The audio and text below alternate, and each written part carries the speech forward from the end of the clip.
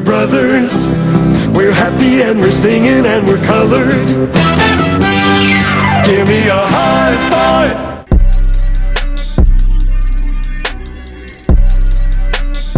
We back. Welcome to another edition, Bro Talk Live. Straight off of a vacation for my wedding. I'm a single. I'm flossing. What's up, Dex? What's up, bro? Dex the one Bandana here. back. Bandana's back for this week. I was doing some spring cleaning and I found it. And I said, "Oh, I know that people miss it." Tied it back on there, and I'm here. Excited. So you found the missing one that completes your rainbow set now. It completes the rainbow set, the unicorn set. Tyler God, what's up, bro? All is well. Just happy to be back doing our thing. You're happy to be back in Philly, or did you?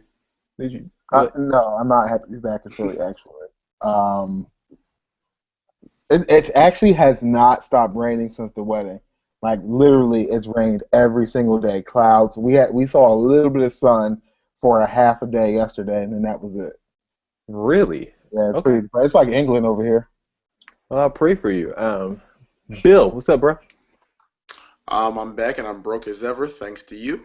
Thanks again. No, thanks to that Mercedes-Benz that you decided to rent and floss around town with the top down. That's why you're broke. Somebody had to do it, right? I'm sorry, am I supposed to say rent? Should I say lease? Like, what's the correct term there? Rent is correct. That's about what it was. For 3 days. Oh, you know they had that. Just so you guys out there know, like we were all in LA together for Jason's wedding, so like we haven't seen each other or talked to each other since that because we're not real friends. And like, Terrible. All right. In the news, tell me if I cut out again. Just stop me. In the news this week, we're talking about Miss Lauryn Hill, and it's for the same reasons that we always talk about Lauryn Hill, because she was late for another performance, and this time the crowd did not just stand around and wait for her to come up. After she got there, they decided to tell her about herself. She was scheduled to perform at the Chastain Park Amphitheater's 2016 Delta Live Nation concert series. She showed up and began her set at 10:20 p.m. for a show that was scheduled to begin at 8 o'clock.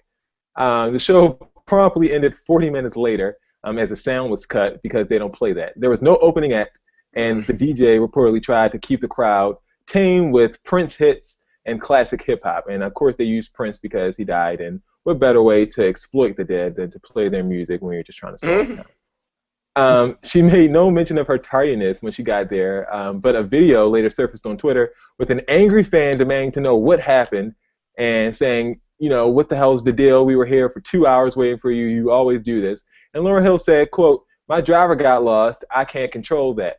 The guy then tried to check Lauryn Hill and said, "Look, I just saw you here for sound check 3 hours ago. You were here. So how the hell did you leave and get lost coming back?"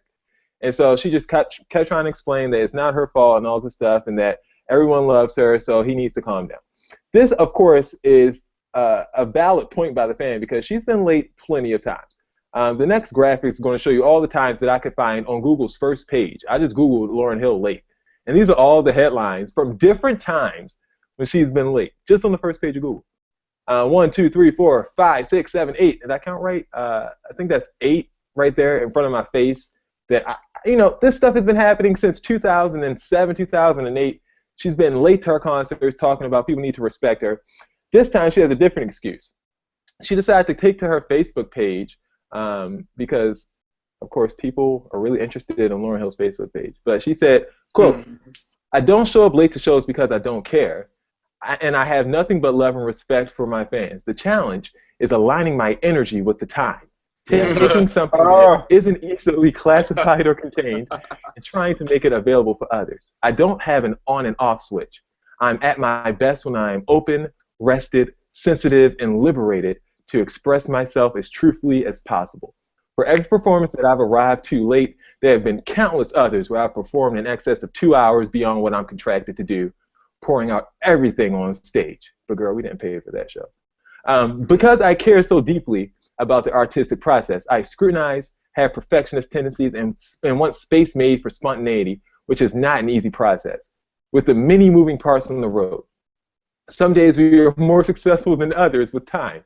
However, The vitality that is infused into the performances is always appreciated by the by the audiences who may not know exactly what it took to accomplish. What hasn't been touched upon the media, I'm sure, are the hundreds of people who rushed the stage and stayed in excess of an hour after the show ended last night just to connect. Our challenge is to figure out the best way to accommodate the vitality, spontaneity, and spirit that make the performances worthwhile and special to begin with, while also making that experience available and accessible to others. If I didn't love and respect the art, I wouldn't be doing this. The audience and I should have that in common. My true audience knows emphatically that I care. It isn't possible to affect people in any deep and meaningful way without putting sacrificial time in. I have nothing but love and appreciation for the fans in Atlanta and regret not being able to give you a full show. We are figuring out a plan to make it up to you, and we will announce details as soon as we have them. Respectfully, Miss Lauryn Hill. Of course, she puts the M in there as, I guess, her first initial. Guys, are you buying Lauryn Hill's excuse? Do you think that she has a right to, claim artistic merit when she's over here stalling for time at these shows? Bill, as a performer, what you think? First of all, that's the excuse I'm going to start using when I'm late to work. The energies just wasn't aligned. Like, that's my excuse. Wasn't it good though? Please.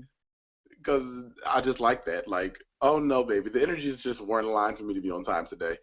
But as an artist, you owe it to your fans. Like, that's a part of your discipline. That's a part of mastering your craft. You owe it to the people paying hundreds of dollars to come and see you scream on that stage, because you're not singing too great these days, honey. To scream on that stage, speed up those songs, and try to reach for those notes. You owe it to them to at least be on time. And then you're going to tell me that you didn't see the people that stayed an hour after the show. They clearly didn't have anything else to do. They were there for 2 hours waiting, sitting around looking stupid. So the least they got to be like, are you kidding me? Like, you gave them 40 minutes and you expected them to go home? You lucky that's all they did was rush the stage, because you'd have had to go home and sing in my living room today. Well, Will summed it up very well. No, seriously, me, like, you guys know, I'm here for energy and stuff like that. I love conversations like that. I love talking about Mercury being in retrograde and whatnot. Like, I am so here for that kind of stuff. But I don't blame Lauryn Hill for this. It's not her fault. It's really not her fault. How is it not her fault? It's her show, ain't it? I'm sorry, what? Because this is why it's not her fault. This is a perfect example. This summer, Will and I are going to go to, not together, but Will and I are going to go to Beyonce's concert. And guess what? She'll be on time. But guess where Will and I are not going? We're not going to the Roots picnic because we wanted to go there to see DMX. We know right. DMX is not going to make it. So if you know this artist is notorious for falling out and like whatever the hell DMX does with himself, we know that. So we're not going to put ourselves in a position to go see him. You knew Lauryn Hill. Jason, you just put up eight different times where Lauryn Hill was late in the past 2 years. If you know that, you know this person has issues with being on time, why would you, on a Monday, Tuesday, Sunday night, whenever it was, go and stand in their parking lot and sit there and wait for her to perform? You're stupid. Like, that's your fault that you sat out there and waited for her, not hers. That's on you. So you're saying you wouldn't go see a Cat Williams comedy show knowing that he could be in jail? I'm not going to go see a Cat Williams comedy show in Atlanta because I know either he's going to attack me or he's not going to show up. So, no, like, I'm too smart to do that. I'm not going to waste my time. Ty, what do you think? Well, the stars and the energy have to align. I know that's right. The most appropriate answer, because when I'm giving answers on Bro Talk, my energy has to be there. Come on. That's exactly how ridiculous you sound. Lauryn Hill needs to get her ass there on time, or she needs to give back these partial refunds for a 40-minute show. She's 2 hours late. I can understand being, 30 minutes late, not 2 hours late. And then try to perform, and then all the lights start shutting off, and people are in there, and the sound goes out, and it's like, oh, we sat around and we had a powwow afterward. That's what y'all didn't see. Here. I want my money. We paid you to sing, not to talk. Even though these days she's doing a lot more talking than singing. We all know Game of Thrones came back this week, right? Well, not this week, while we were on break. Oh, we absolutely know they came back. And, there's been some crazy things happening there. Some crazy moves are happening. And people are, staking their claims to the throne. Someone who's actually been staking their claim a little bit better than anyone on Game of Thrones lately is one named Angela Kardashian. Also known transition. Also known as Black China. She's been making her first of all, wait at the throne. because she is now pregnant with the heir to the Kardashian But throne, I don't want which you is to ever do it Rob again. Kardashian's baby. No. Jason, Before I you're even carry on, disrespect. not about the to start Game a of story Thrones. about Game of Thrones and then transition No, into you a won't. Kardashian story. Is it to get me all drawn in to see what? First off, he that I perfectly didn't have? smoothly trained. He hooked y'all in there, brought it in there smoothly, Yes, and he I'm here did. for it. I am here thought it for was it. smooth. How do you like that? Well, yeah, she announced while we were on break that she's pregnant with Rob's baby. So that in turn makes this Kardashian / Jenner family tree a little bit more complicated. Because now if Black China and Rob have a baby, then that means there's a lot of confusion going on with the whole Black China Tiger baby situation and everything else. A lot of people had questions, so they said, wait, so if Kylie and Tiger get married and Kylie has a baby, what's that make China's baby and Kylie's baby? It's a good question. Brothers and cousins. Brothers? Okay. Someone also said only way Tiger can win is if he has a baby with Kris Jenner. They also said Tiger's been crossing people off the list like a serial killer for the past 2 years. And the winner, in my opinion, was Karma Kardashian. Could you imagine if she named that child Karma with a K? Kardashian. It would be so apropos. Also, though, while we were on break, she ended up making up, it looks like, with Kylie. They took a picture on what appears to be, I think, is this Snapchat, Dex? I don't know the app. Yeah, it's Snapchat.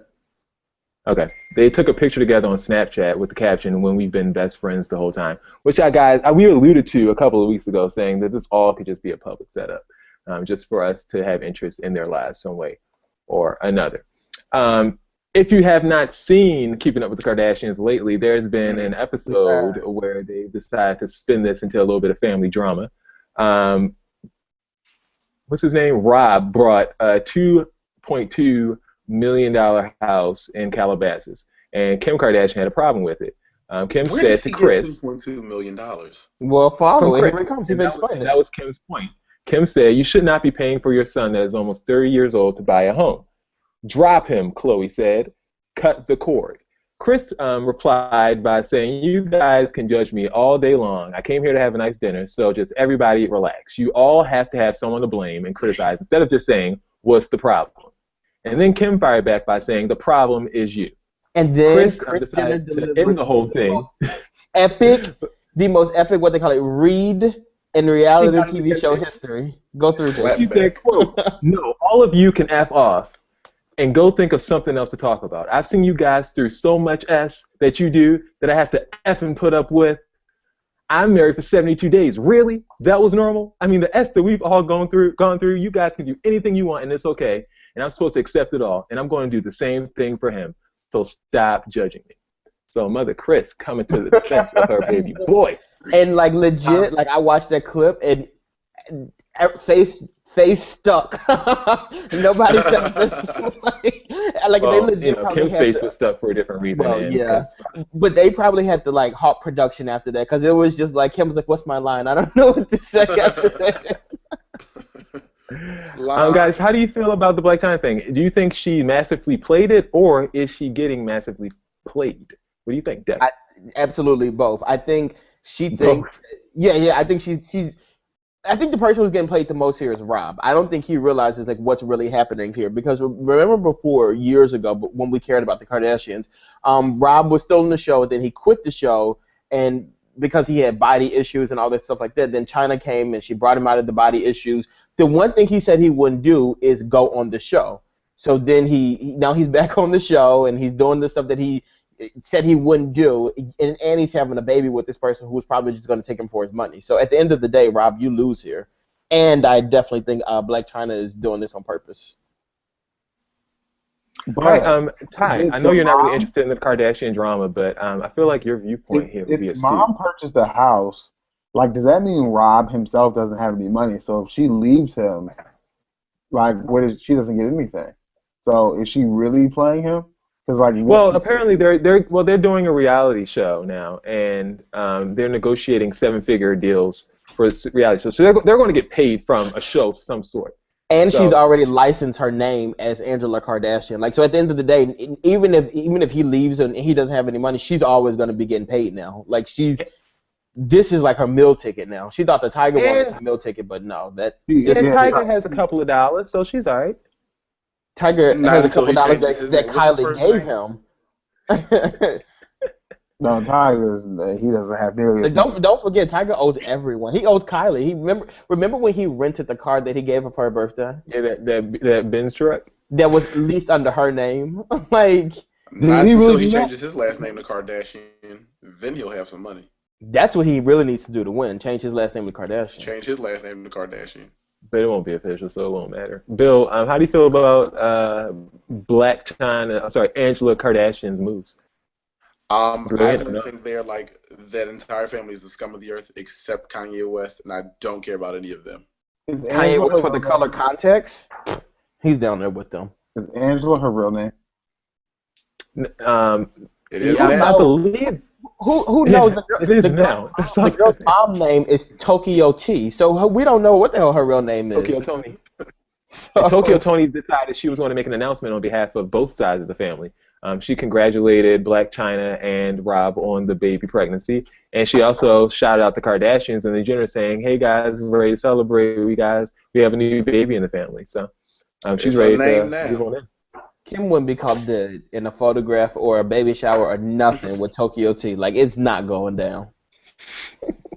And Caitlyn wouldn't either. What I do have, I take umbrage with, however, though, for this Kardashians, is that whole Lamar Odom thing that they put on their show.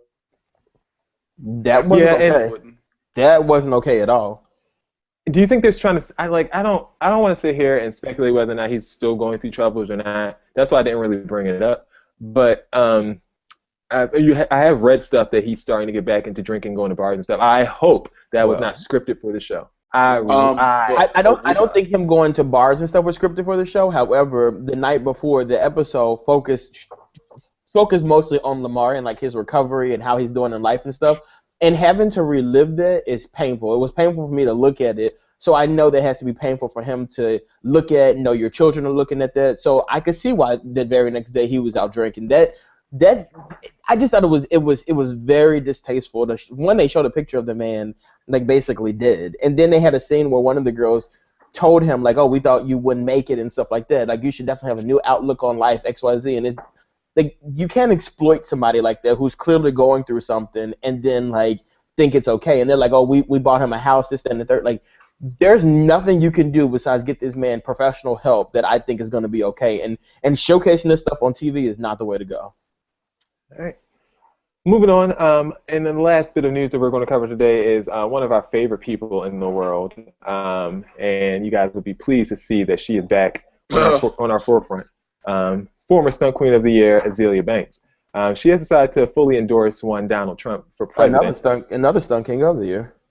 Yeah, another Stunt King of the Year. And Hillary, who I'm sure will be running for Stunt Queen of the Year this year. Stunt King of the Oh, Year. you know she is. Azealia went on Twitter and decided to speak her mind. She said, "I really want Donald Trump to win the election. Everything I predicted is happening. I told you guys Bernie Sanders didn't have the clout. I told you all he was going to be the nominee.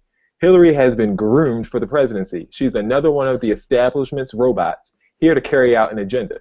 Trump is an asshole, but he's not been groomed and programmed on some M-culture tip to do and say what the establishment wants him to do. The establishment and its plans/agendas start and end with white supremacy, culturally, economically, literally, and figuratively. Trump just wants the U.S. to be lavish, and for all of us. I can F with that. Hillary talks to black people as if we're children or pets. I can't stand her." So, guys, question for you. After you hear this, how you guys feel about Azealia Banks' comments? Was it inbounds, out of bounds, fair, foul? I think if you look at the part where she said he wants the U.S. to be lavish for all of us, I'm not really sure what all of us is, because he's talked about Chinese people, he's talked about Mexican people, black people, women. Like, I don't understand like exactly what stone she thinks that he didn't overturn that she's under. Like, miss, you are a black woman. You are the first person that will be lavishly like put out, if anything. Like, you're gonna be swimming with the fishes dealing with Donald Trump. Like, don't put stuff out like that, because when you do, and he does win, and we see that, we're coming for you. Like, we're gonna say, look what you did, look what you made happen. However, I do agree with her stance on Hillary. I'm not here for Hillary Clinton at all. We've all kind of pretty much said the same things about Hillary. So what she said about Hillary wasn't actually incorrect. Yeah, but like if you sprinkle a little bit of truth about Hillary, how you feel about sprinkle a little bit of truth about Hillary in on a pile of Donald Trump, like that does nothing. You know what I mean? Like at the end of the day, that's what politics is all about. It's crazy and ridiculous. You normally, yeah, like with Bernie and Hillary, absolutely. With Donald Trump and Hillary, no. Like you just can't compare the two. Like people say, like I want to choose the lesser of two evils. Like that's exactly what this case is. Like Donald Trump is not. It's just so weird that we're even talking about Donald Trump this seriously. But I do feel like we can endure Hillary Clinton more, and I do mean endure. Than we can Donald Trump, because I feel like she is groomed for the current establishment. So it's like nothing's going to be that much different. So it's like it's just going to be the same. She is the establishment. Yeah. Maybe slightly worse, but not as horrific as it's going to be if Donald Trump gets his ridiculous ass in office. Like the crazy part though about Hillary. Sorry, Will. The crazy part about Hillary, though, is that it keeps going. I just want to get this out real quick. The crazy thing about Hillary is that she's promised and backpedaled and pandered so much that when she gets into office, we're expecting so much. As a black man, I'm expecting more from Hillary Clinton than I did from Barack Obama. We're not expecting anything. I'm not expecting crap from Hillary. I feel like the stuff that she has promised and the platforms that she stood on, like I'm expecting a lot. Like you talk about you're going to do so much for the gay people and the transgender people and the black. The same thing I'm expecting from Donald Trump, I'm expecting from Hillary Clinton. A boat ride back to Africa. Then that means she's not doing. That means that she's not doing what she said she would do. Of course she's not. I don't want for one she second. Is out Azealia here Banks. saying. Hold on. Bill hasn't gone yet. Good.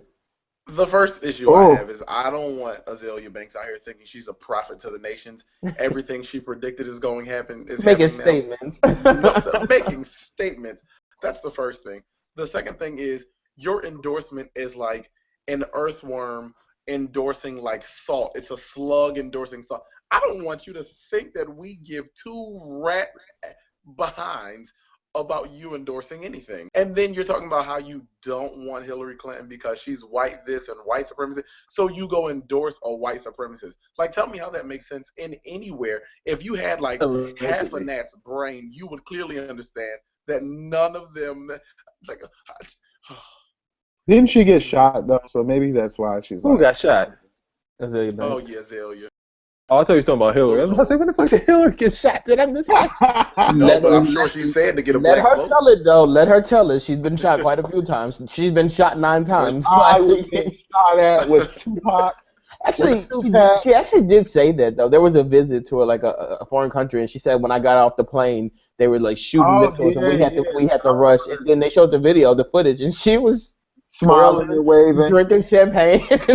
Just like, oh.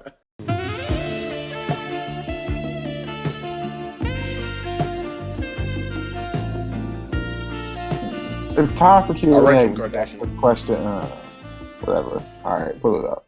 So my boyfriend and I have been together for a little over a year and a half, and are very happy together.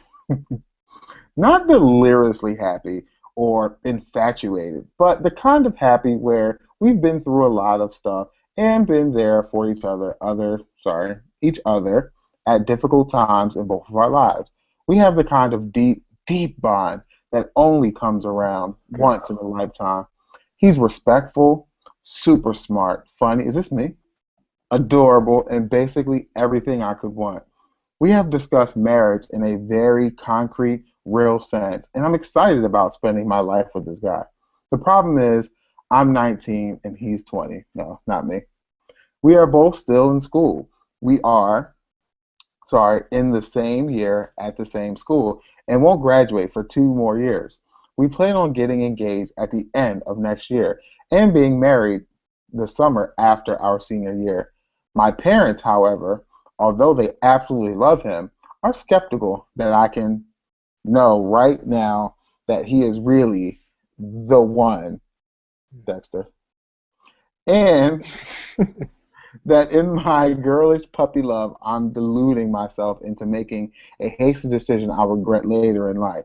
It's worth noting that my mom was engaged in college, but broke it off and later met my dad in grad school. My friends, too, my lovely intellectual feminist friends, are kind of judging me for being excited at the prospect of settling down so quickly. Continue? Oh. Well, that's a first. And the question is, so, two-part question. No, you got finished reading the first part. You just want to skip?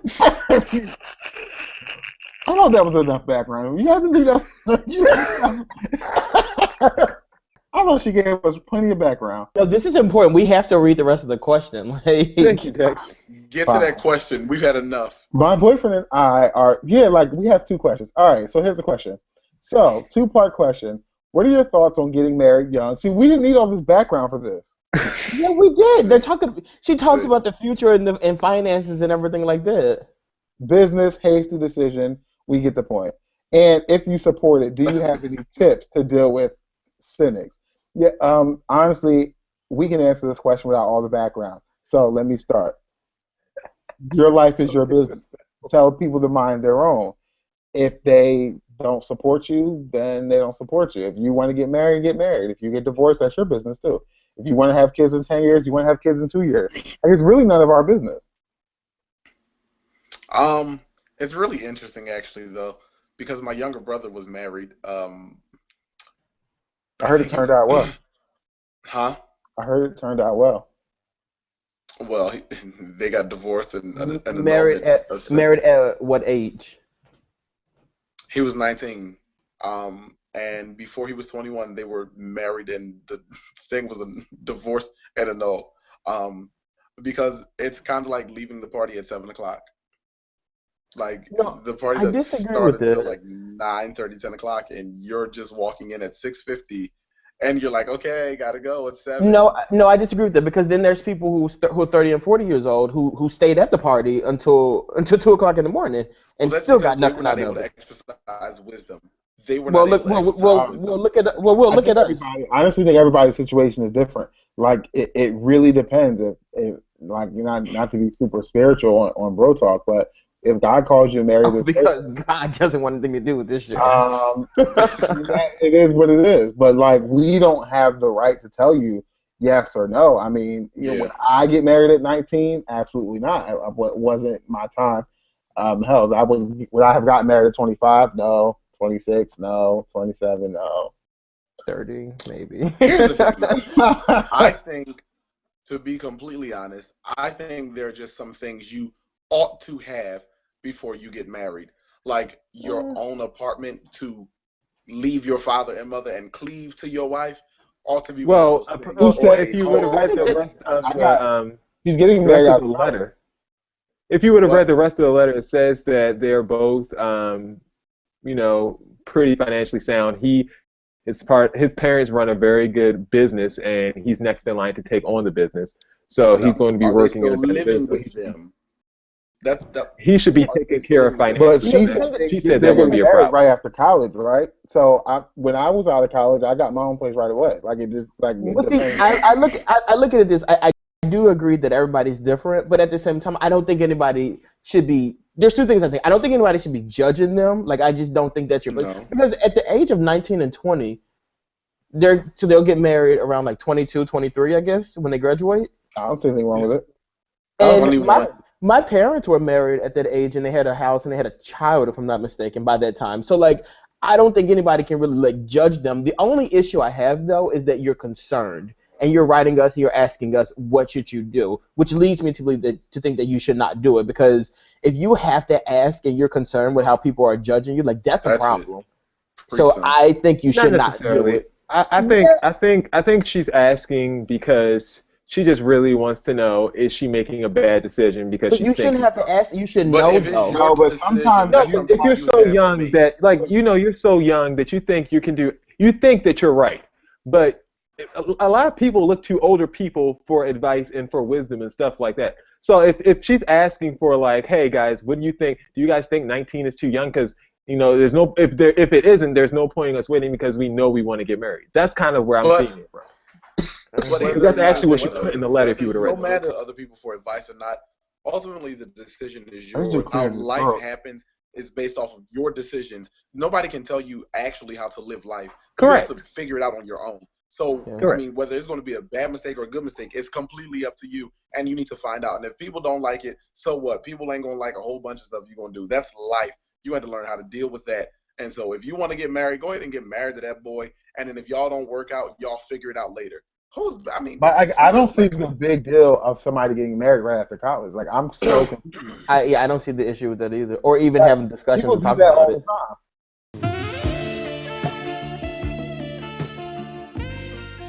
Question number 2. My boss is super racist, and it's creating a whole new layer to the S cake that is my job. I made the mistake of telling her that I wasn't a big Obama fan. I left out the part that it's because he hasn't been progressive enough. And she thought that she took that as her cue to start hating on all black people. Oh my goodness. I figured the shocked look on my face and my total lack of contribution to the conversation would be her cue that I'm not like that, i.e. a racist. But she didn't get the hint. The floodgates for her hate speech have been open, and I'm desperate for her to shut the hell up. So, here are my questions. A, is there anything I can say to this relatively crazy woman? Can I ask her politely to stop with the racist remarks in my presence without embarrassing her to the point of firing me? B, any coping strategies for a super toxic work environment? I know that finding a new job would be the best solution, and I can assure you that I'm working on it. I know this issue's a little heavy, but I need real advice, not your standard go tell HR advice. We don't have HR, and it's a small company, and I need this job. Any advice is much appreciated. So guys, I want you guys, before we begin, to dig deep within yourselves to give her some real sound advice, because she really reached out to us, and I think that we have a responsibility in this case to. Why do you always have to give us a pep talk? Because you guys need this pep talk, because I just can hear the floodgate of foolishness that's going to come my way, and I need this person to get real sound advice from Bro Talk Live. Can we hold up the standard and give real advice? Who do you expect to give the best advice in this? Me, but I will give you guys a shot. Okay, well, who would be second? Who would be second in line to give the best advice? The person who's closest to me, Jason. Thank you. Third will be Dexter, and absolutely fourth is William. Why do I have to be that close to him? Like, I feel like me and Jason should be together. Like, I shouldn't be near him. But why? Wait a minute. First of all, why am I? Well, you go. Let's see what you have to say. Let's actually go in the order. You go first, and I'll give We'll go in the order that Ty said. Of how I think your advice went. Like, absolutely not. I'll go. I think that is difficult. I'm assuming that the person who wrote this question is, like, not black, or they're white or something else. Mm-hmm. I think the best way to handle a situation like that is just to handle it, like, head on. And, like, you don't have to be confrontational. You can say that you don't like Barack Obama, or you can say, like, you don't like anybody who just happens to be black. I just think it's when the person approached it like that, like, first off, I think you should have said something at the beginning. Like, your facial expressions aren't enough for people sometimes. Especially when people are saying what they want to say. They're going to keep going unless you, like, physically stop them and like, say something to them about it. I think what you should do is, first off, if you're doing this every single day, like, if you just come into the office and it's like, let me tell you about these, like, if that's what's happening every day, like, you absolutely have the right to say, like, you know what, this is a bit much. I'm not going to participate in this. This makes me uncomfortable. I don't think that that'll ruin your relationship with the person. I mean, yes, they might not talk to you about that kind of stuff anymore, and they might even start talking about you. But at the end of the day, like, I just can't see somebody getting mad at you for telling you for you telling them that that makes them uncomfortable. I'm not confronting you. I'm not saying I'm telling anybody else about it. I'm not telling other coworkers about it to get, like, something going on. I'm just simply saying that makes me uncomfortable. Like, I would prefer not to have these kind of conversations. And that's it. That's all I would do. Yeah, I mean, it depends on how she's actually saying it. Like, if they're like bringing in like watermelon for summertime, someone for a snack, she's like, "Oh, that must be for the blacks," and she's just like doing all this unnecessary stuff. Like, then, yeah, I feel like maybe you should be like, "Look, I mean, that was funny or whatever, but I have a lot of black friends. Like, just don't." You can say the cliche thing. I have a lot of black friends, or I have friends that are black and they aren't like that. I mean, feel free to say things like that. If she does that, they should start saying like, do they do this? Do they do that? Okay, so that's going to pacify racism, and we don't want to pacify racism. If you are a non-black individual and you say nothing, that too pacifies racism. So what should she say? The goal is to not pacify racism. So what your best bet would be to do is to pull that individual to the side, not embarrass them in front of a big group of people and say, listen, I appreciate the open channel of conversation that we're having, but that conversation in particular is not one that I would like to have with you. Not because I have a lot of colored friends, but because I am not a racist. It's as simple as that. Whether she likes it or not, you have to say it. And it has to be that explicit and it has to be that plain. There's no need for you to just tiptoe around the tulips and, oh, I just won't say nothing. Absolutely not, because you then pacify racism with your quietness. You absolutely will not pacify racism. You will go to them and you will say, listen, you will take a stance unless, you're just not built like that. And if you're not built like that, that's your business. But if you are built like that, you will go to them, pull them to the side and say, listen, I appreciate the conversation. And, generally we have good conversation, but I just don't appreciate that. Nor do I condone it and nor do I approve it. And I will no longer have it with you.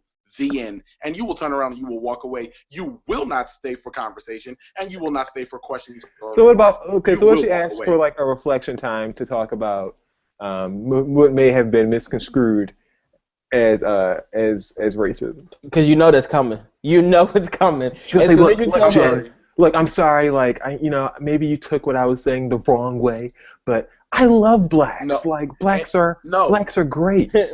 My best friend is black. You will say no. You will shake your head and you will no, thank you. My neighbor has a little son that they adopted. He's black, and I love him like he's my little neighbor's son. I love him. And I thought about adopting a black kid myself, but exactly. I didn't do it. That's also passive racism, and you will not allow it. No, thank you. Is your response? I don't think. Ty. Wait. First off, Ty, who gave the best advice? The best advice out of the three of us? Jason. Please be honest. Jason. The wedding is over, so he can't take you out as the best man. So. Jason gave the best advice. I will give my ruling after I give a final thought. Are we all finished? I had a point, but I don't know what I was about to say. I just want to know who won. Look, I'm not saying you go in there and you pacify. I'm just saying that there's a good old buddy way for you to say that I'm not down for the racist. In turn it pacifies racism though. Huh. But I feel like you kind of have to in a sense though. When a person is like showing you that they're racist and you go in there and take the approach. Well, I like your approach, I really do. But I feel like my approach was the best one with a combination of like Jason's a little bit, only because I feel like pacify the racism. No, not necessarily pacify, but at the same time, it's like with your approach, you're coming to somebody and going off on them. Jason, calm down. You're coming in here, you're going off on a person. Like the person does not. No, don't. You did go off. You did go off. Like you're saying, I'm not gonna pacify. All I did was say you pulled them because she said she wants to let them know without embarrassing to the point of being fired. But you have to do is pull somebody to the office and say, "Hey, excuse me. Listen. I generally appreciate the conversation we have, but I'm not comfortable having this conversation, and I'm not a racist, and I don't want to talk about that anymore with you or with anybody else." But you see what you just did when you said that's not going off. First of all, it is because what you did. Girl, do you know that blacks are 4 times more likely to be arrested than whites? Do you know that blacks are 75% less likely to get a job than a white ex-con? William, that's going off. William, have a drink. Thank you very much. Well, when you did it, when you came in, your approach basically, what you did is checked her. You came in and you checked her. If you're talking to a person who is racist, they don't listen. I let you speak. I'm so sorry, I let you speak. I let you speak. I'm sorry, man. What I'm saying is, Lisa, if you me go more. in and you come at a person, you check a person who just does not give a damn at all. They don't care. So you go in there to check them. That does nothing. I think you have to have a conversation with them. The and you reason kind of have to racists carry on is because nobody checks it. That's the problem. Well, like in you the world can. Well, right now, me and you have discussed it all the time about stuff. And when you call yourself checking me, I don't care. It doesn't change my opinion or anything like that. You don't care because you're ignorant, just like racist. And I'm gonna stay ignorant if you think you're gonna check me. That's not having a conversation with me. Like, you need to teach me something. Have a conversation. Talk to me about it. But thinking you're gonna come in here and check me and put me in my place, that's never gonna go down. Pacifying racism is not teaching you anything. Okay. It's teaching you to carry on as a racist. All right. We have other segments, so everyone's done. Thank you. I'm giving a final thought. I thought we had another segment. Divorce court. We're going back to your courtroom. You're changing quarters for you to give us a final thought. Boy, if you don't get you guys know I let you go out there and play around with this advice, and then I give the real advice. All right, Nancy Grace. We've heard enough of you guys, and now the professional is going to give the real advice. And we're going to move professional. To be honest with you, I did enjoy bits and pieces of everything you all said. And if I were to give the perfect answer, I honestly would take a part of everything you guys said and put it together in my brain. Dexter is correct. You do need to have a conversation about things like that. William is correct in that you definitely have to face this head on, and Jason is correct in that you cannot be confrontational when you do it. So you have to kind of put all those things together to give the perfect answer, and here it is. So who won? That's the question. To be honest with you, I would confront her privately. I would tell her that I was uncomfortable with the conversation. I would say that I would not call her racist head on. I would just say some of the comments are making me uncomfortable.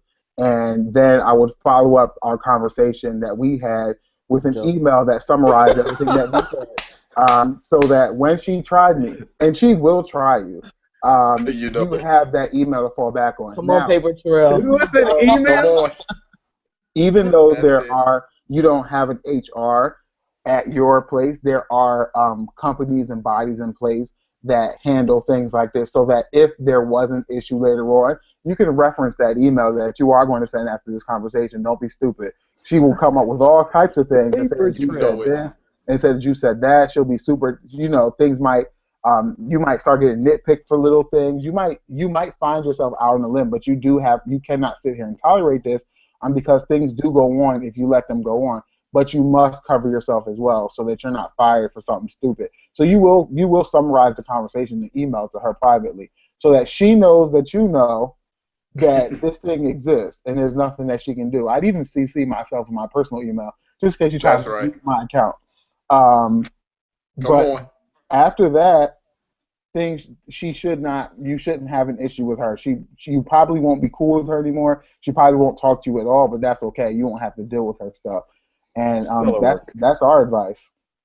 And very stellar work, guys. That was really good. So Ty, sounds like I won. That's the problem.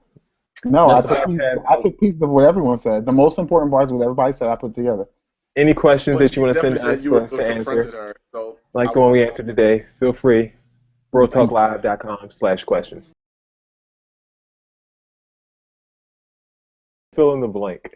And I'll tell you a story, and I'll give you a sentence, and you fill in the blank on that story. A man in Colorado says that he's Prince's son.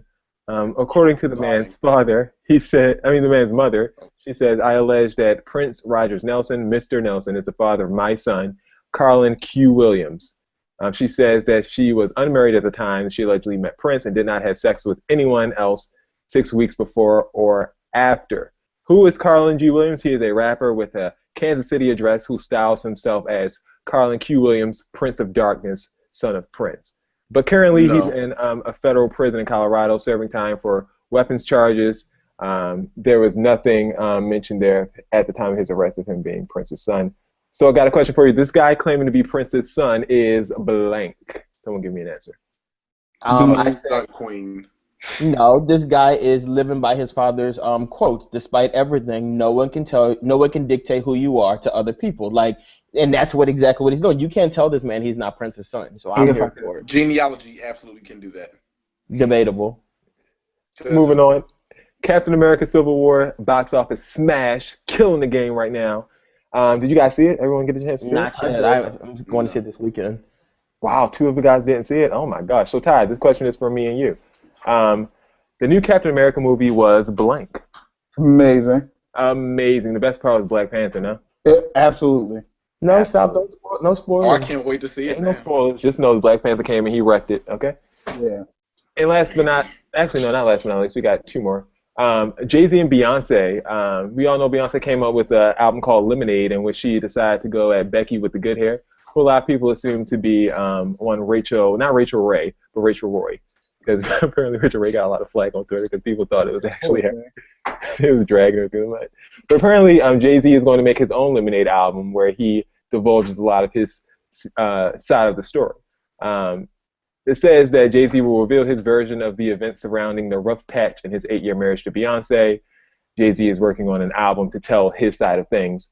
Fill in the blank, Jay-Z's rumored Lemonade album is going to be so blank. Marketing geniuses. Juicy. I see what you did there, Dex. Juicy. And what really? Oh, never mind. I'll address that. You ever had some dry lemonade? How is that possible? I've had a dry lemon before. The lemonade that you make with the powder sometimes, you put too much powder in it. That country time when you put too much in there, it'd be like, yeah. Oh, so y'all can't eat canned corns, but y'all can drink lemonade out of powder. I think it's going to be whack. Like I don't like the idea. I think they could do better. I think it's cool. Okay, yeah. Doing dishes in the background. Yes. Oh. Somebody's in trouble. All right, and last but not least, Lil Boosie has come out and told the world that he wants 10 kids. According to Boosie, he has promised his grandma that he would have 10 kids. He wants 3 more children in hopes that 2 of those children will be twins. He said, quote, I got 7 kids. I'm trying to make 3 more, though. Yeah, I want 10 kids. I always told my grandmother I'm going to have 10 kids. And I got some good sperm. If I drop it on your arm, you're pregnant. I'm 3 away. I want a pair of twins, too. I think I'm going to freeze my sperm, and when I find a girl, I'm going to make twins. I'm thinking about that, but I'm looking for someone to put a baby in right now. I just want someone who's willing to be a good mother. So, fill in the blank, Lil Boosie is blank for wanting a 6th baby mama to have his last 3 kids. Goals. Running for office. Like, are you pandering also? Dex, you say goals? Goals. I think he's responsible. I mean, at least he wants a mother to go with the baby. He wants and plus, like, he has cancer of some sort, so like I can kind of understand. Like, he beat it. Yeah, but I mean, you know, and I feel like this is kind of like preserving his legacy, so I can understand it. And if he has the money for him, which I don't know if he does, but if he has the money to take care of the kids, why not? Amen. All right, that was this edition of Jizza Time, Fill in the Blank. It is now time for one of the best segments of the show, and it is called Dex's BS Report. All right, as you guys all know, it's Dex's BS Report time. This is the first one of the new season, so I hope it's a good one. As you guys all know, it is prom season, so you see all the girls are here with the splits up to their navels, but you know that doesn't do my story. One thing that a lot of girls do for prom is they go and they get spray tans. Well, there's a girl who visited Bella Day Spot in Toledo, Ohio, who decided, you know what, I've never got a tan before, but I'm going to go ahead and I'm going to get one because it's prom. Like, why not? And she went and she got a spray tan, but, you know, during the process of getting the spray tan, her boyfriend called her and they got into a little altercation. So, you know, what most people do, they cry, they get upset. So the girl began crying and realized she didn't have any tissues or anything like that. So the spray tan actually ruined and spread it throughout her face. And when she noticed it was happening, she cried even more. And like her face was covered in lines of tears, which, you know, obviously wipe off the spray tan. So it's like, you know, there's a little discoloration in there. But, you know, unlike most of my BS reports, this one has a happy ending. She was able to go back and get spray painted back on her face, in order to, fix that. So, some people don't have that issue as far as like having to get spray tans. But, if you do, if you do have that issue, just know that all spray tan mishaps are easily corrected. What isn't corrected, though, is calling the police for things that you don't really need. So a Chicago teenager was reportedly arrested after calling 911 and asking the dispatcher where the hose at. 18-year-old Dennis Higgins dialed 911 on his cell phone Saturday night and asked the police dispatcher where the hose at. At which point the dispatcher asked him, like, we only respond to emergency calls, not jokes. He responded by telling the dispatcher, this is indeed an emergency, and I urgently need a hoe to give me head. What's the emergency for? He needed a hoe to give him head. He needed a hoe. Now, authorities immediately tracked down his location and arrested him for disorderly conduct. According to police, upon being arrested, he asked the officers, so y'all ain't gonna tell me where the hoe's at. So hold up. So you can get arrested for simply calling the police and asking for someone to give you fellatio. Well, it's for wasting their time. You can, because there are other people trying to get through, and you're being a ridiculous fool. So who are they to deem you something that's not an emergency? What if it really was an emergency? And at the end of the day, though, it's a BS report, and I think on this show we should always dispel rumors and lies. So let's call the police officers and ask them. Just do it. Do it. What is the number? 911? 911. Let's see if they can tell me where the hose is. I'm a joke. I would never. I was hoping you were going to do it. All right. Do it. They would. Oh, please. Stay online long enough to kick that door down. All right, and then the last story. In New York, a 41-year-old woman, won the winning lottery ticket. Had a winning lottery ticket, and she won $3 million Friday night. She did what most of us would do and showed up to work Monday morning, but to deliver one last package. Her boss came and said, Hold up. Was the poop pie like in like in the Help? Well, just listen. So her boss was like, I knew something was going wrong because I came back from lunch and the door to my office was closed. I slowly opened the door to discover the woman with her pants around her ankles, hunched over my desk like a hippopotamus, dropping a massive poo on my desk. She shot her head towards me and locked eyes with me. I was frozen in shock and fear. In my peripheral vision, I saw a huge mud monkey sliding out of her butt like Play-Doh and a fun factory. What they call it? Hold on, what they call it? A mud monkey.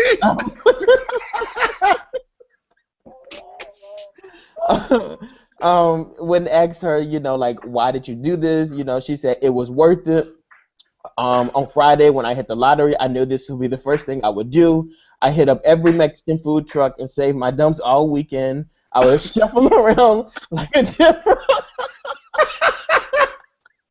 She said, sorry. I was shuffling around like a death row inmate trying not to explode. I've been putting up with this guy's shit for years. It's time he would put up with some of mine. Ladies and gentlemen, that is Dex's BS report for the week. Oh. Good Lord. Well, I'm glad she got the $3 million she can fall back on. I hope she don't. I mean, I would still work if I won $3 million on the lottery. I would definitely still keep a part-time job at least. Yeah, if I won $3 million, that's it. I would keep a full-time job. Like, why would I stop working? I don't know if I feel like getting up 8 to 5 every. That's a lot, Monday through Friday, and I got $3 million in the bank. I might be able to work weekends or something like that at the Apple Store, but yeah, I'm not working no 8 to 5. I would definitely start a business Friday. so that I don't know, but I'm not going into anybody's office and being the mud monkey. You think I'm gonna take orders from the man and I got $3 million in the I would bank? have to win. Like, if I were to do a mud, number one, I would never do that to my boss. I'm quite fine. But if I were to do that, I would have to win at least $500,000 before I thought that I would be taking a mud monkey on somebody's desk. Like, number one. That's the name of the show, Mud Monkey.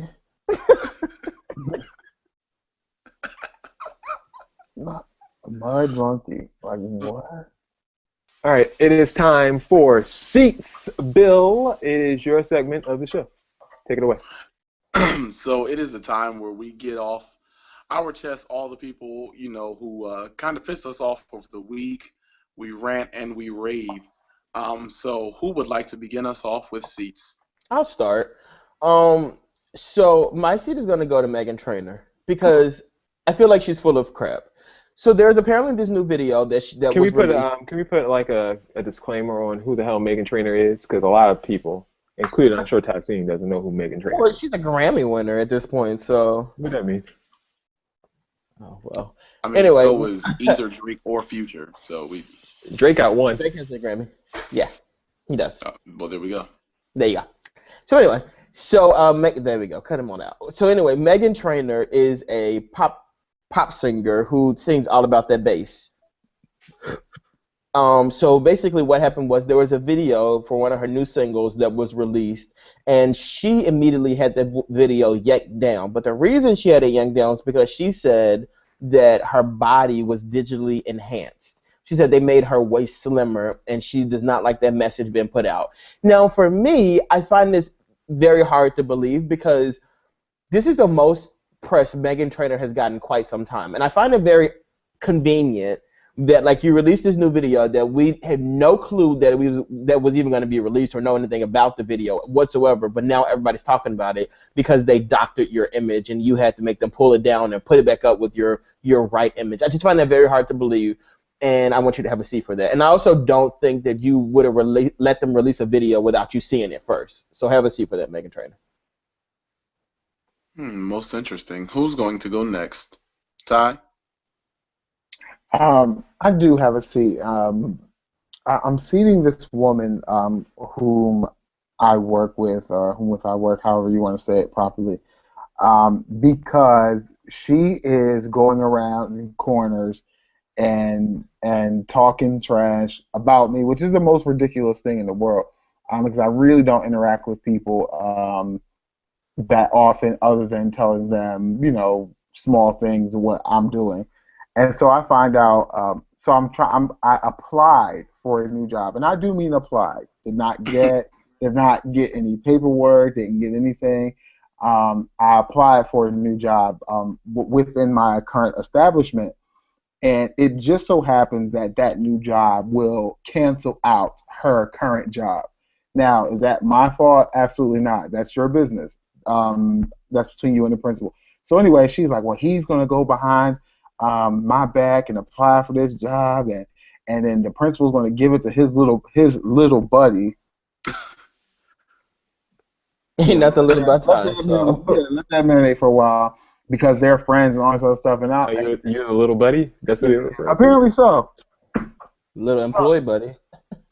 So I'm definitely giving her a seat. Like the job market is very competitive. You can't compete. That's your business. And then at the end of the day, I heard that she didn't even apply for the new position. She just assumed like somebody would give it to her, even though I'm actually more qualified than she. Probably because she wasn't qualified for it. She didn't want to take food out of your mouth. Good night. So I'm definitely giving her a seat. And if anybody is on the job and you have issues with people, just ignore them. That's what I do. I ignored her. Today she didn't speak to me as if like her useless, hi, Mr. Girls, is supposed to do something to me. Like, so I walk in the office and she ignores me. And I'm like, do you call yourself being back? I don't give a rat's ass. Like, I don't care at all. Like, that was ridiculous. Like, don't waste your time. You can finish giving me your little fake hello. Like, whatever. So that was my seat today. I'm seating this woman for hating on my career goals. My seat is going to go to the lovely folks over there at Twitter. Hold it. What? Will I has can pay stocks in Twitter. Oh, That's your sure business. do. My seat's going to go to the good people over at Twitter because they can, not necessarily the app, but the people on the app, they are being really annoying today. Of course, today's a Twitter holiday. If you guys didn't know, it was like tall girl Twitter and big guy Twitter, and everyone who's like, in some sort of way different than someone else. Like the short guys didn't get no love today. It's all about the tall girls and the big guys. And apparently it was the hashtag big girl Twitter or tall girl Twitter and big guy Twitter. And you go on there and you basically just put out your picture in hopes of getting chose. So this is the new way that people are dating. I just think we need to all remember that we knew that you were big before today, and we knew that you were tall before today. So you uploading those pictures didn't do anything. We still recognize you as the same person that you were before. I mean, I hope this does work out for you, and you do get chose some way or the other, but I don't think making a hashtag and involving the entire Twitter community in your shenanigans is the way to go. So from here on out, there are certain apps like Tinder, Match.com, Christian Mingle, Arabs Mingle, and other things out there Plenty for of fish and black people meet. black people meet that will do the matching for you, and it's pretty discreet, so none of the rest of us have to know. You So know, just yeah. hearing that seat though makes me feel so proud of myself. I had no idea this existed, so I feel like I'm like so important now. Like I'm an adult now. I was doing work today while the kids were playing on Twitter. They were I'm here for it. playing. Like I'm like an adult now. Like I'm official. One hashtag I was here for was hashtag fuck Ali from Game of Thrones for killing Jon Snow. Oh yeah, oh definitely. When that actually happened, I was sitting up at my TV and I was screaming at the TV. I was like, kill him. I want him dead. I was like, F him, kill him. I couldn't wait, like, to see his body hanging like that. I was so pleased. They're trying to play it so sad. I was like, get out of here. I hope he does die. Yeah, I was really happy about it. So I've never really been happy about I did not know that was a hashtag. I'm sorry. thing. Yeah, it was. You didn't see it? Well, I was off of Twitter because I didn't want to see the spoilers before it aired over here on the West Coast. So I was pretty pleased about it. A part of my language, that was the actual hashtag. Bill? Okay, so I'll give my seat now.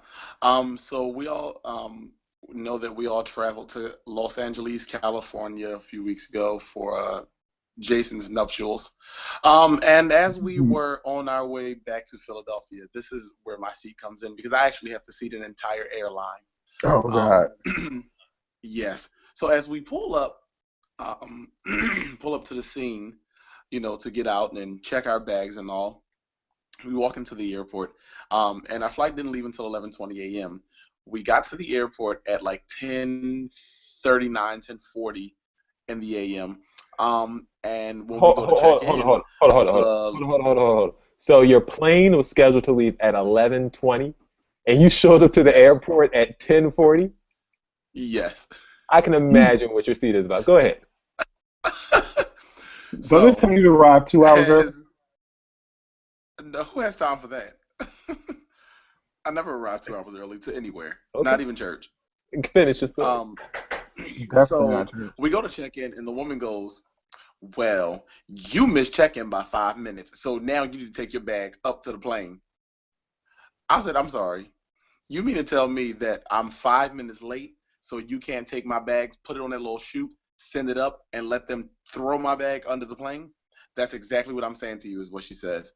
I said, "But do you realize that if I take my bag up there, it's still going to go under the plane, and the belly of the plane is actually still open? Like, the conveyor belt is still moving, and you can still take my bag and put it on that belt." She was like, "Well, I can't." Okay, fine. So I then asked her, what am I supposed to do with the bag? She goes, "Well, take it through TSA and see if they'll put it under the plane." Wonderful. So my nephew and I, we go stand in line. And as we're standing in line, the woman has such an attitude, and she was just so over it, you could tell. But now we're standing in line, and the line is clearly like an hour long because we're at LAX. And everything at LAX is just an hour long for no reason. So as we're standing in line, the time is just ticking by. And we look up, and it's 11:15 in the a.m. So it's looking like we won't make the flight. And so as I start looking around because I'm ready to go off, and anybody knows me knows that, like, me having to wait for things will make me go off. Who comes to get us to expedite us to the front of the line but Mustang Sally? Because they don't have enough. Mustang Sally? Homegirl who ain't want to check my bags. They didn't have enough people on this raggedy behind flight, so they needed to expedite whoever was going to the front of the line. So here we get up out the line, we go up a little escalator, and we get to the front. So now I got to throw out my liquids that are in my bag because she was too raggedy to check my bags. So as I do that, we go to the airline. We go to the front, we go to board the plane, and the woman goes, "Well, where are you off to?" And I tell her, we're supposed to be on a plane going to Denver, Colorado. And she was like, so why does your plane ticket say Philadelphia? I said, well, that's my final destination.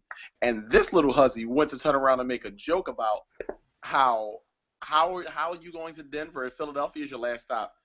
I said, no, ma'am, be specific. So I need to see the entire group of people that both work for and have decided to come up with this raggedy Frontier airline. I will never fly it again. I will continue flying my Delta Airlines. Question though, I don't want to interrupt your seat. This seat is for you, right? Like you're seating yourself. Because why the hell would you sit there? I don't see where you were wronged. I see where you were wrong, but I don't see where you were wronged in this situation. She told you.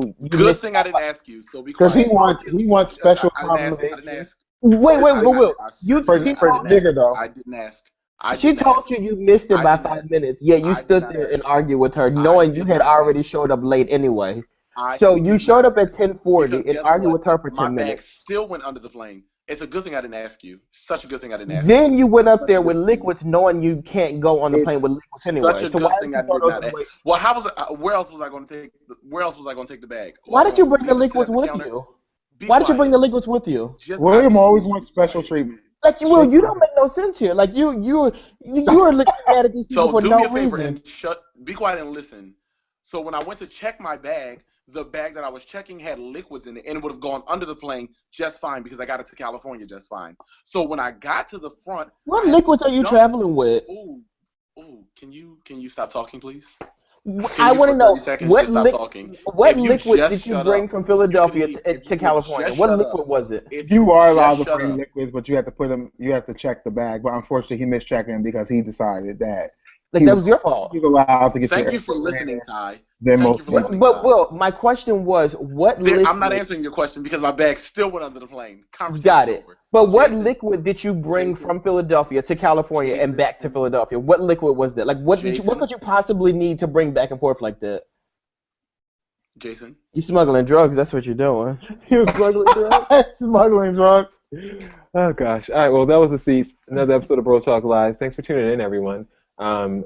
Don't forget to check out the website, brotalklive.com, redesigned, new logo and everything, starting at the tip top of the morning today. Did we get t-shirts? If you pay for them, yeah. Last time. Back in the day, this gig came with free t-shirts. You know, it did back in the day. But yes, we will. If you would like to purchase a t-shirt, feel free to hit us up, brotalklive.com/shop. For Dexter, for Ty, for Bill, don't forget to tell your friends about the show. This has been another edition of Bro Talk Live. We'll see you next week.